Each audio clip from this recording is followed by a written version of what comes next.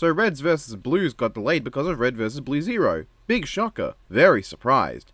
Though honestly, maybe it would have been cooler not to delay it, because Death Battle putting out Reds vs Blues could, like, help keep interest in Red vs Blue, so like, people are still interested in the time between now and Zero.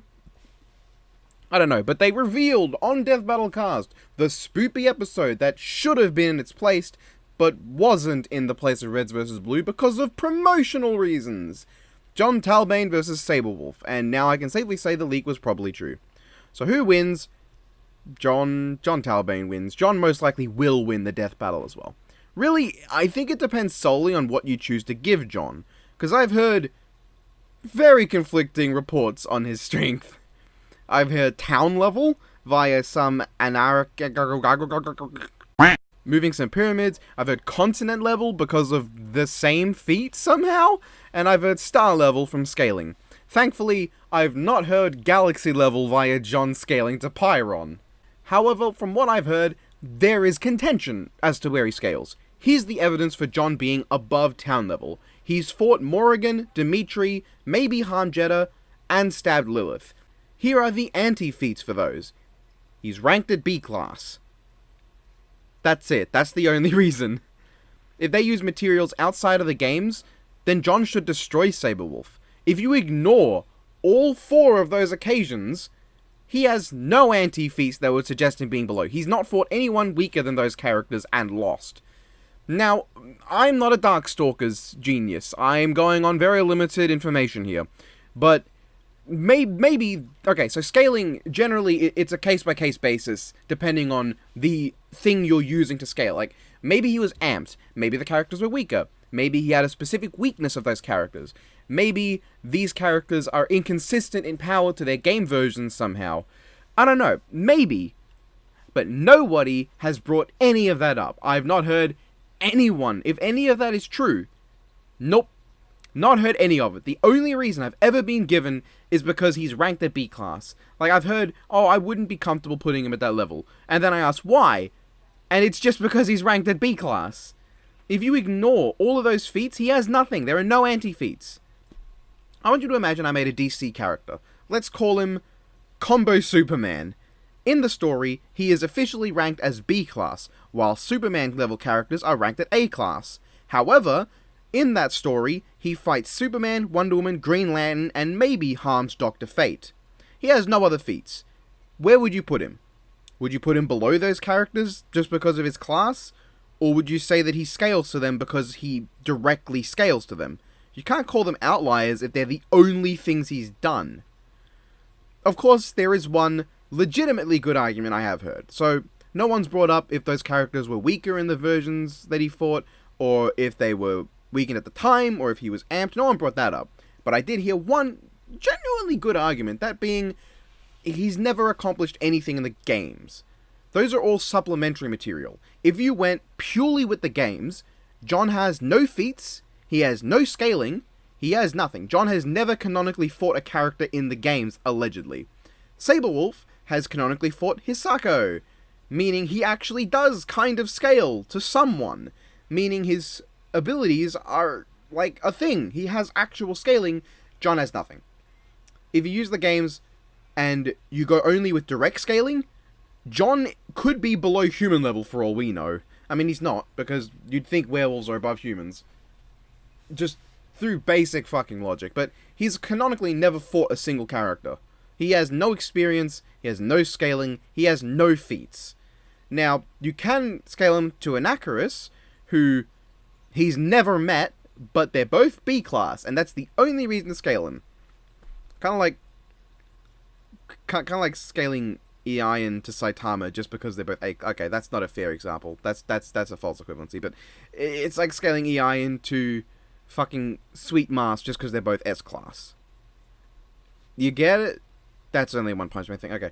Now, to my knowledge, Sabrewulf could scale to a Meteor feat from Tusk that apparently is actually higher than the calc for Anacharis moving pyramids.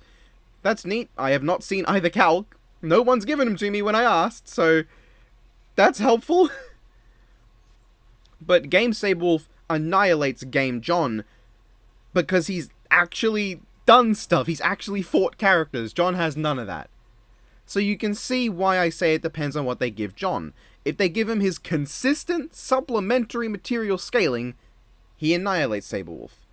If they stick to the games, Jon has no stats. He does not have stats. Sabrewulf annihilates. If they use supplementary material but don't include his consistent scaling, they might as well not use it, because he has not fought anyone else in those supplementary materials, to my knowledge. And if they just randomly scale him to an Acarus, apparently he still gets AP stomped anyway. Now, in terms of speed, I've heard they're both FTL. I've heard you could, if you wanted to, get Jon to MFTL via scaling to Huitzels. Huitzil? That's a mess of... Huitzil? That's an Aztec word. Anyway, really, if you just use scaling to Anacris and Task and gave them similar stats, if you said they had, like, stats that are within a similar region to each other, Jon could probably take it with just, like, variety. Like, he has key attacks, and he has lasers and shit, while Sabrewulf just has being a wolf. Honestly, I would not be shocked if the analysis for this is as ridiculously short as Gore vs. Machamp. Gore vs. Machamp is only 14 minutes long. Like, that's shockingly short. That's like season 1 short. Okay, it's not season 1 short. Most of those didn't even make to 10 minutes. Or at least, early on, they had episodes that didn't even make 10 minutes. But like, that's 14 minutes. That's really short. Honestly, though, if we're talking about what they're most likely to scale them to, they're probably going to compare Sabrewulf and Talbane to the weight of characters that they can knock into the air in gameplay. Like they did this with... That's the sort of thing Death Battle would do. Is Sabrewulf can knock the 560-pound Folgor into the air, and Talbane can knock the 5,005-pound Huitzil into the air. Ergo, Talbane is stronger. That's most likely. Maybe they'll take me by surprise and they'll actually scale. I don't know. But it seems to me that with how Death Battle do things, it's most likely going to be, well, Talbane can knock this guy into the air, and he's like almost 10 times heavier than Folgor, so it's probably more impressive and Talbane's stronger. And that's all I got. From what I'm aware of, because anyone I ask just doesn't want to fucking explain to me, there is no reason, if you use supplementary material, not to scale Jon Talbane to what he's done in supplementary material. I say that as if it's fucking... When I say that out loud, it makes me realize that it's so obvious. There is no reason for Jon not to be as strong as his only feats show him to be. But if they just use the games, then Sabrewulf would win due to having actual scaling. But if Jon wins, they'll probably go with knocking people into the air scaling. Honestly, the research and analysis is not what I'm interested in here. This is a case, one of the very few occasions where I'm more interested in just the anime. Like, I just care about the animation. Because this episode completely invalidates any reason for Lizard versus Croc. The only reason for the Lizard versus Killer Croc to exist is because it has the potential to be a feral, brutal, animalistic battle. But Jon Talbane versus Sabrewulf is the same, but it isn't a Marvel versus DC. So it's accessible to fans outside of Marvel. It's accessible to fans who don't have much. Like, if you're wondering why I think it's okay to not do a Marvel DC and leave out the fans of Marvel DC, while it's less okay to leave out fans of Killer Instinct and Darkstalkers, it's because Marvel and DC fans have over 30 episodes of Death Battle to go back and watch, while Killer Instinct and Darkstalkers fans, they have a combined 6 episodes to go back on and watch. And only one of those episodes is actually good.